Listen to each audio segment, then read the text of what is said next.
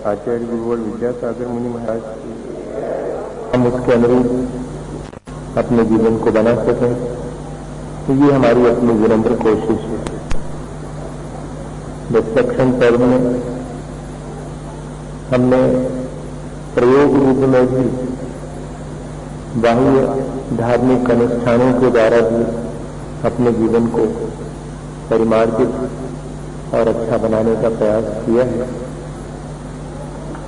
आपको याद होगा कि जब डिस्ट्रक्शन पर्व शुरू होने को थे तब 16 कारण भावनाओं पर हम विचार कर रहे थे।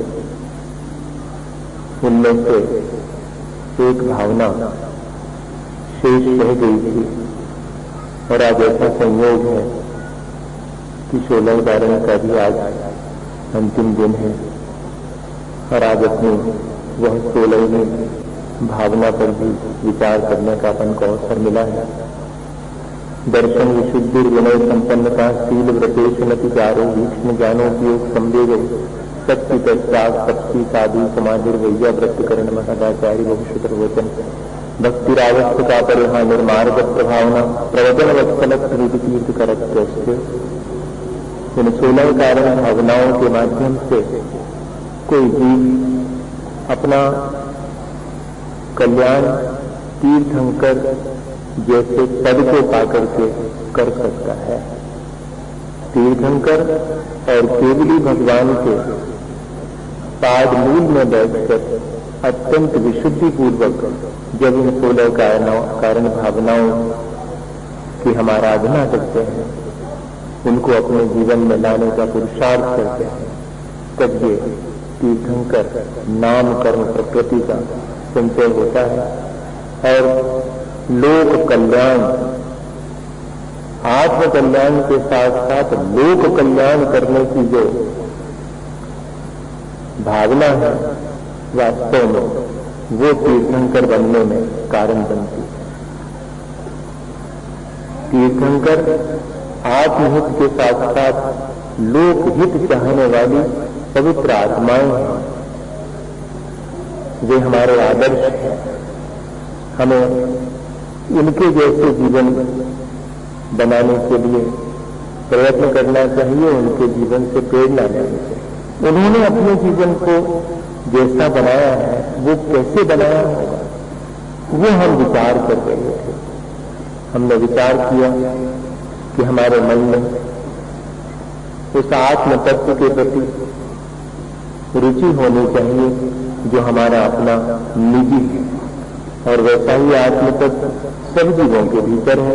इसलिए सबके और अपने आत्म कल्याण की दृष्टि हमारी हो, दर्शन विशुद्धि, पूज्य पुरुषों के प्रति हमारे मन में आदर का भाव हो, विनय संपन्नता, अपने लिए गए शील और व्रतों को भली प्रकार से निर्दोष रीति से उनको पालन करने का उत्साह हो, उनको पालन करने की भावना हो, निरंतर आत्मज्ञान प्राप्त करने की लगन है और संसार के दुखों से बचने या कि राग द्वेष को घटाने का हमारे मन में भाव हो।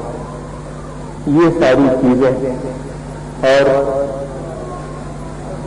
जितनी अपनी सामर्थ्य है उतना हम बन सके त्याग करें, जितना अपनी इच्छाओं का निरोध करने रूप तप धारण कर सकें तो तप धारण करने की भावना भाएं।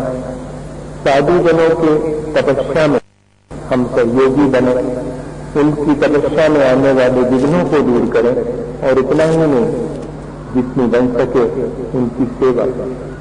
ये साधु समाधि और वैया व्रत ये भावनाएं हमारे जीवन को ऊंचा उठाने वाली है। इतना ही नहीं, अनंत भगवान की भक्ति, उपाध्याय बहुसुतवान महाराज की भक्ति और प्रवचन भक्ति अर्थात जनवाणी की भक्ति, ये तीनों भक्तियां भी हमारे उस तीर्थंकर पद के पाने में निमित्त हैं। इसलिए निमित्त हैं क्योंकि अनंत भगवान अपनी दिव्य देशना के द्वारा प्राणी मात्र के कल्याण का मार्ग बताते हैं। बहुत सुतवान उपाध्याय महाराज जैसे माँ बच्चे को दूध पिलाती है और उसे पुष्ट करती है, बड़ा बनाती है, ऐसे ही उपाध्याय महाराज मुनियों को धर्म की शिक्षा दे करके उनके वैराग्य को, उनके चारित्र को दृढ़ बनाते हैं। इसलिए उपाध्याय महाराज की भक्ति भी सफर कल्याण में कारण बनती है।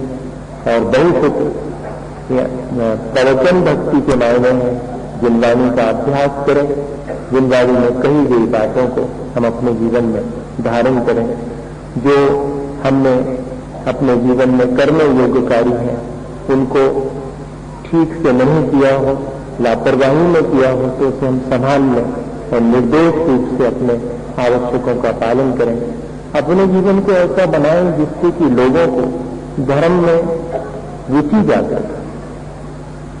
हमारे जीवन में हमारे आचरण से धर्म की प्रभावना हो, लोग हमें देख करके धर्म की प्रशंसा करें। हमें धर्म की प्रशंसा मुख से न करनी पड़े, हमारा आचरण ही धर्म की प्रशंसा करने के लिए दूसरे को प्रेरित कर सके, ऐसा आचरण हमारा हो। और आखिरी में कहते हैं कि 16 कारण भावनाओं में एक भावना और शेष है, प्रवचन वत्सलक, साधर्मी के प्रति हमारे मन में वात्सल्य का भाव। साधर्मी किसे कहेंगे बताइए? जिसके आचार विचार हमारे जैसे हैं वो साधर्मी है।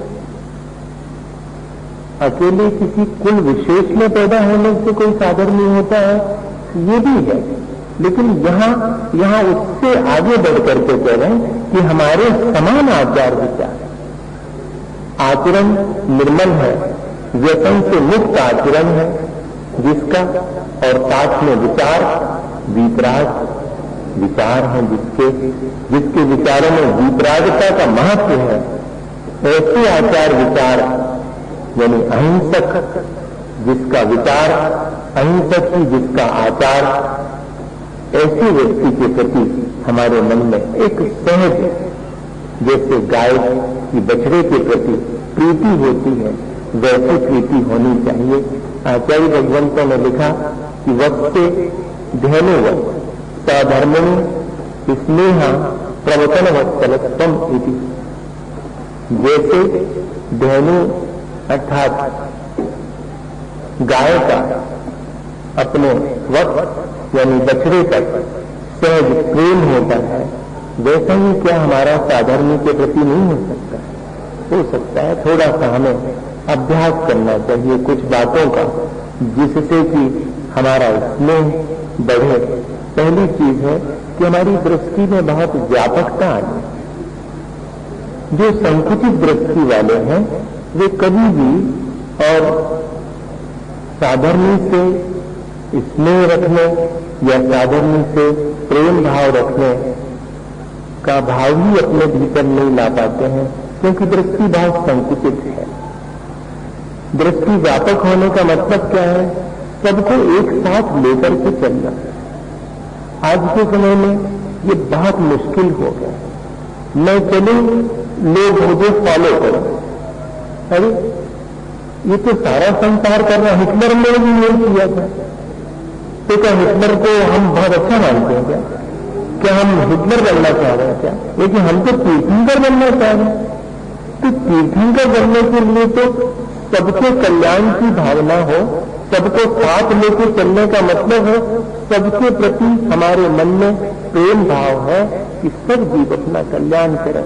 साधर्मी का कल्याण हो, साधर्मी का अकल्याण ना हो, यही तो हमारी दृष्टि की व्यापकता है। नहीं तुम्हारा चाहिए कछु हो, हमारा घर अच्छो भाव से ऐसा। ये जो अपने अंदर बड़ी संकुचित की दृष्टि हो गई, अपने अपने दड़बे बन गए। जैसे कबूतर का दड़बा होता है, वो कितने ऊंचे उड़ जाए आता उसी में।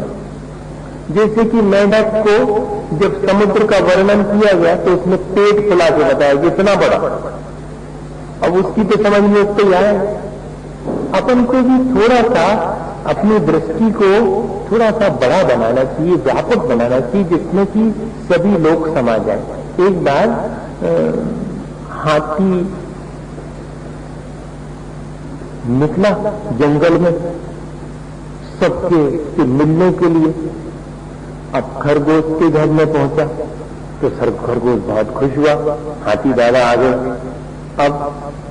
अब बिठा ले कहाँ हाथी दादा को।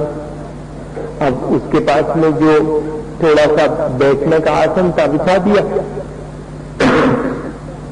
पर उस पर तो हाथी का पैर भी नहीं बना। हाथी दादा ने कहा कि बस मिल लिया बैठने के लिए तुम्हारे पास स्थान नहीं, आगे गए।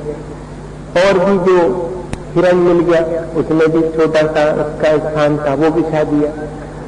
सब जिस यहाँ पर भी पहुंचे सब अपनी अपनी छोटी छोटी सी जगह में हमारे यहाँ पर बैठे। हमारे यहाँ पर हाथी दादा आए तो हमारे यहाँ पर बैठे, तो अब उतनी सी जगह में तो बैठ न पाएंगे। वहीं पर बैठी हुई मैना देख रही थी, सब दुखी थे कि हमारे यहाँ नहीं बैठे, वहां वाले दुखी कि हमारे नहीं बैठे, किसी के नहीं बैठे क्योंकि जगह ही नहीं। तो मैना ने कहा कि जानवरों, तुम सब अपने अपने यहाँ तो हाथी दादा को बिठाना चाह रहे थे, काश तुम्हारी दृष्टि थोड़ी व्यापक हो जाती, अपने अपने आसन ग्राउंड में ले जाकर के बिछा देते तो वहां अच्छे से हाथी दादा बैठते और सबसे बात करते। लेकिन ये नहीं हो सकता। हमारा अपना बस, पराया दूसरे के यहाँ पर नहीं। ये भावना जो है ये अच्छी नहीं है, इससे ऊपर उठना पड़ेगा। तीर्थंकर प्राणी मात्र के कल्याण की भावना भा रहे, अपन साधर्मी के कल्याण की भावना नहीं भा सकते क्या? साधर्मी के प्रति अपने मन में उपकार का भाव नहीं होना चाहिए क्या? होना चाहिए।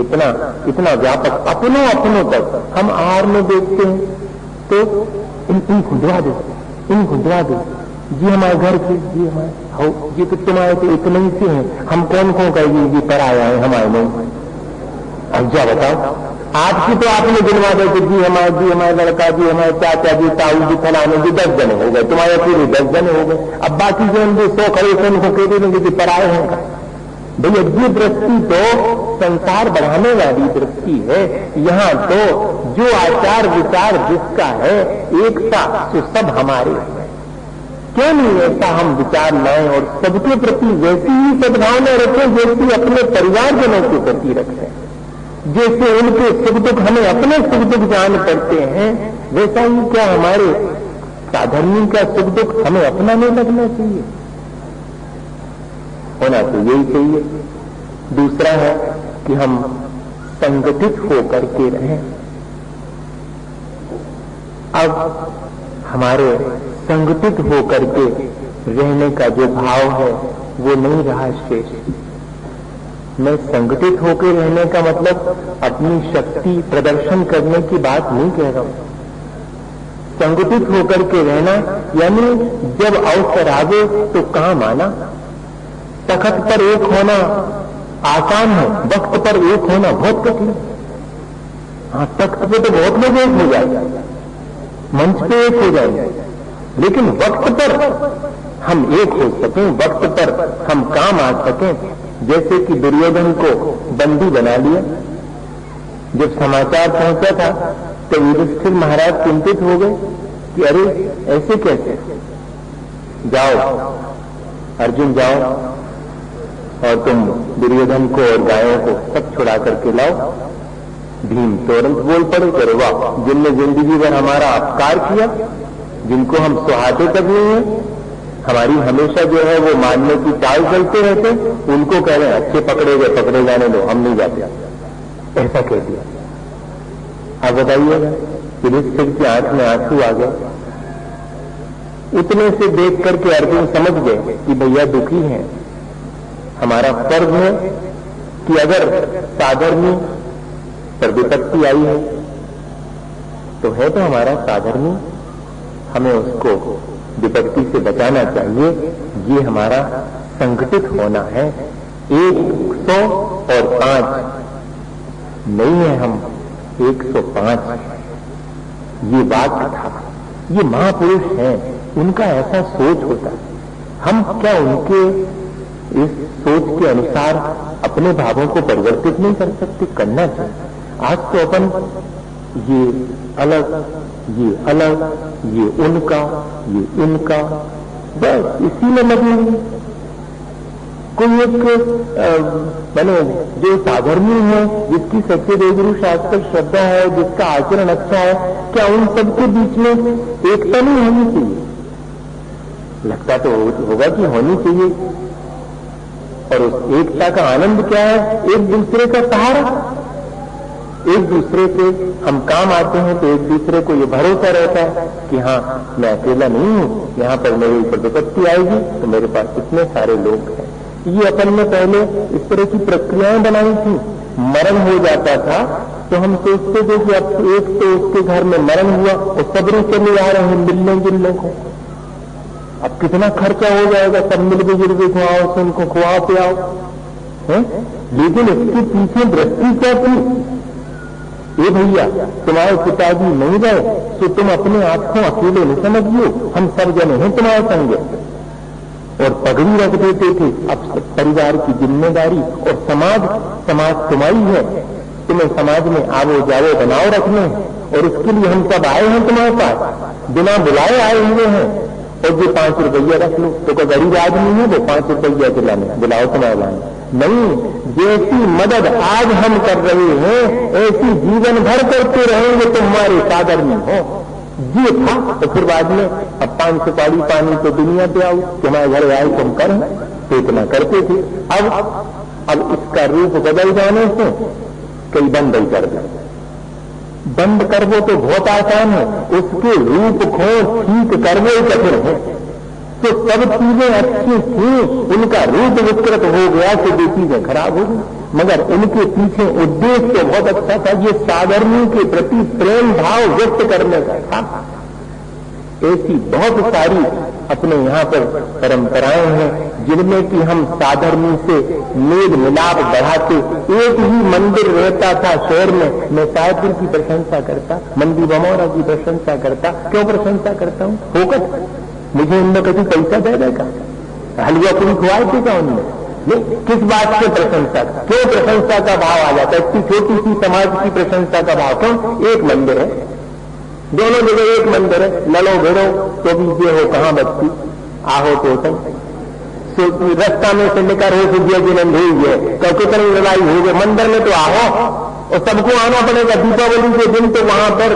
और 60-70 डॉक्टर और इंजीनियर जब अपने अपने घरों में लौट के आते हैं, इतने छोटे से गांव में भी, और इतने बड़े बड़े पढ़ने वाले और सब आते हैं, तब मंदिर में देखिएगा कि कैसा लगता है कि ये है हमारा गौरव होता है उस समय की हमारे समाज में इतना शिक्षा है और इतना वात्सल्य है, इतना प्रेम है।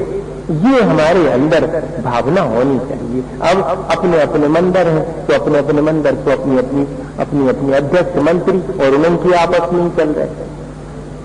ये असल में इससे क्या है कि प्रेम नहीं बढ़ता, इससे तो विभाजन और हो जाता। भैया विभाजन में सीखो, भाई मनुष्य में सीखो, सामंजस्य सीखो और एक होना सीखो। तोड़ने में कितनी सी देर लगनी है, कुछ ज्यादा देर नहीं लगती। जैसे बनी थी वह पत्ती तो उनमें एक ऐसे करो तो हिलाओ तो सब भी टूट गई।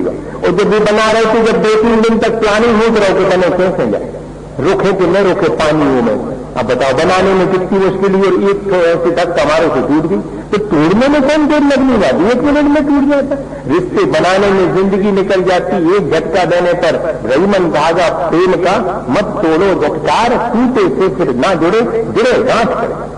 एक बार संबंध बिगड़ते हैं साधर्मी के बीच आपस में, फिर उसके बाद तो जोर से परेशान हो जाओ, फिर गांठ तो गांठ ही है, वो तो अटकती है।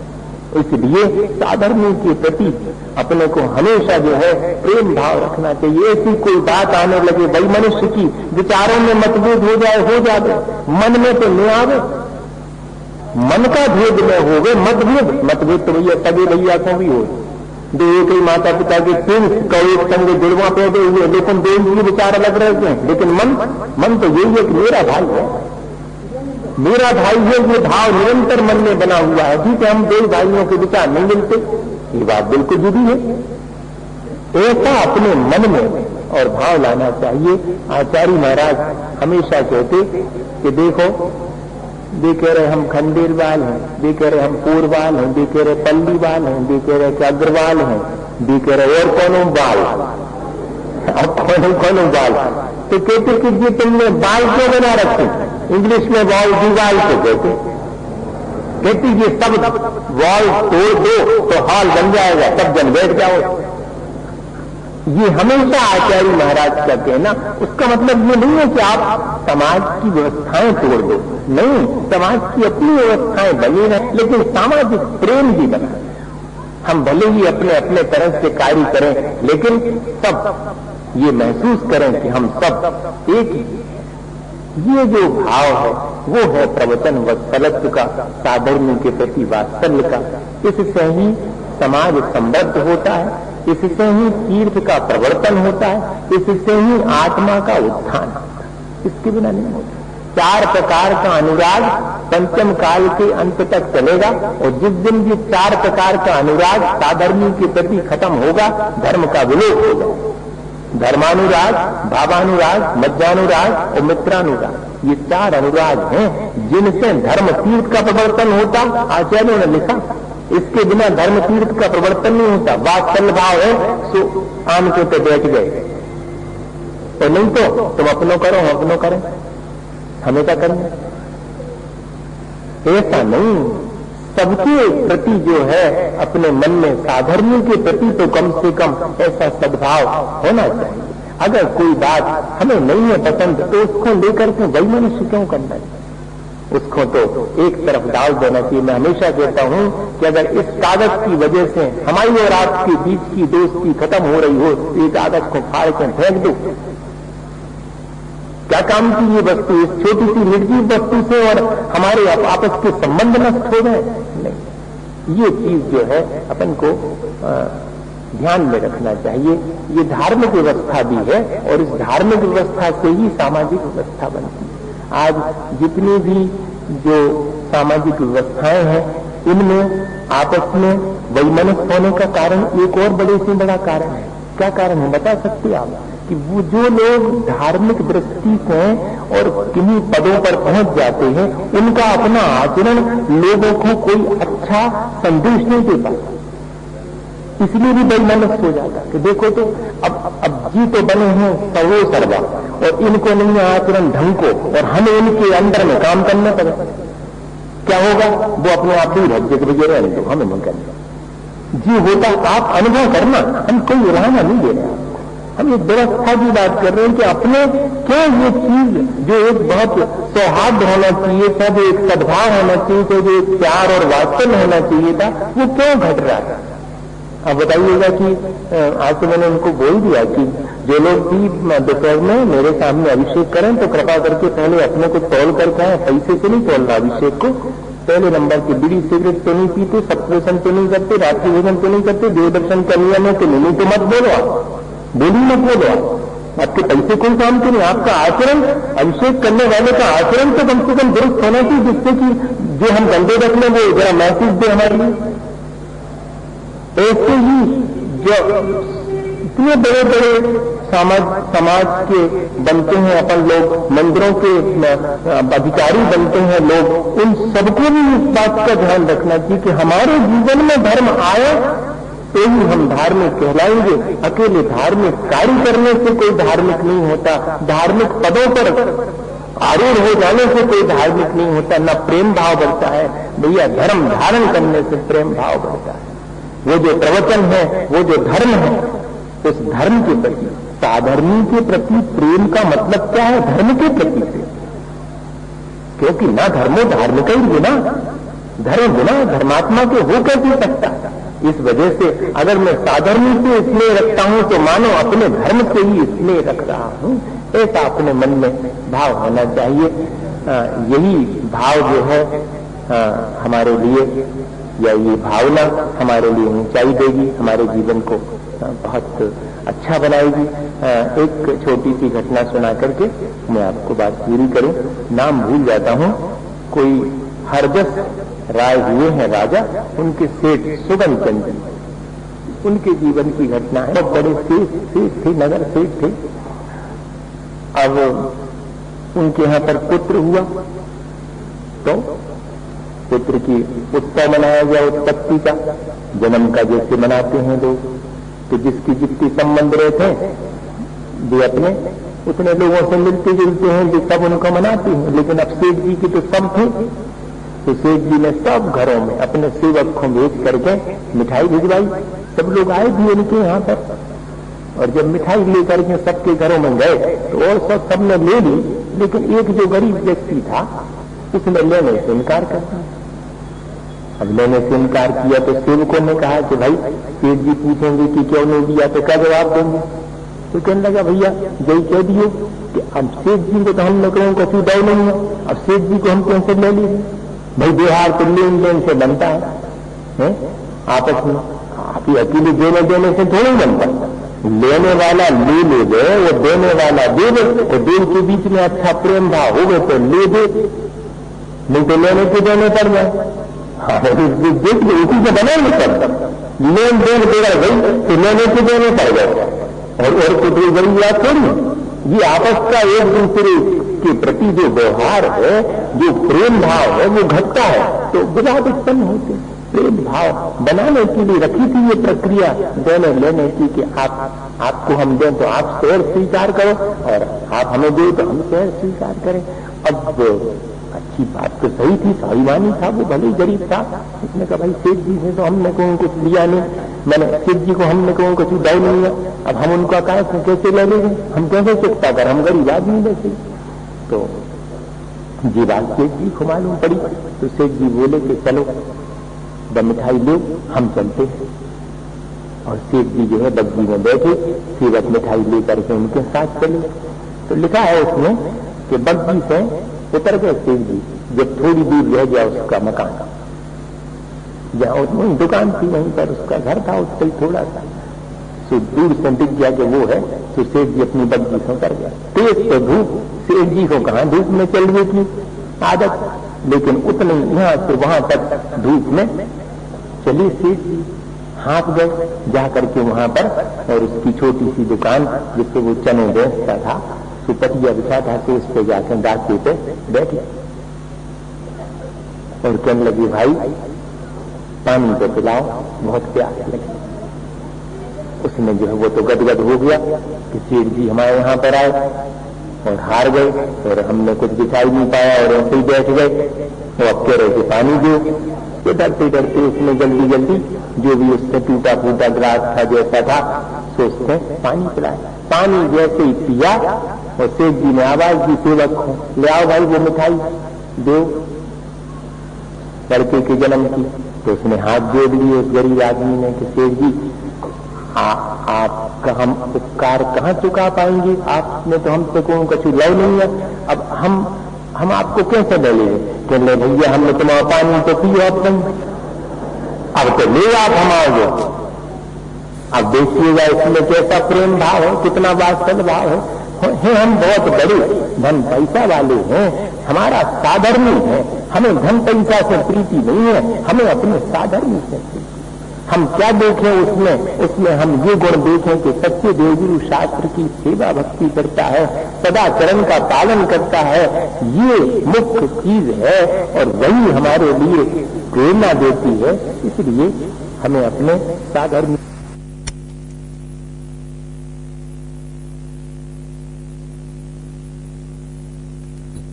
मनुष्य की चाल छोड़ करके तो सब एक होकर के भिड़ मिल करके कंधे से कंधा मिला करके चले, तब जाकर के धर्म करने का आनंद आता है। अपन देखो घर में ही हो गए और 4 जने हैं घर में और 4 जनों की 4 दिशाओं में जा रहे, तो वो घर अच्छे मानेंगे।